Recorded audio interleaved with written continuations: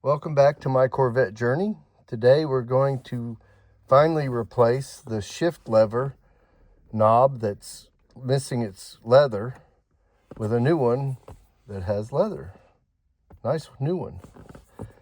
So the first step in doing this is that you have to remove the center button like that.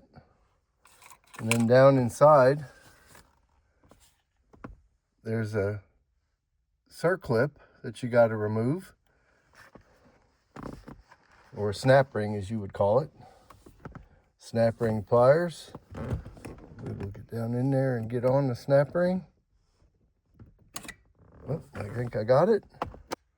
Loose laying on top. We shall see if we can roll this thing out of here.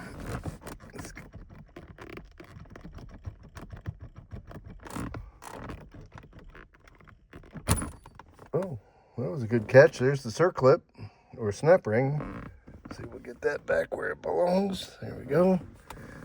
So that's the old shift knob, all plastic. So we can throw that away. We'll be putting on this new one I got off of Amazon for, I think it was like $30-something. So it's got a little slot that lines up with. If you can see it, a slot and a slot. We'll see how well this fits.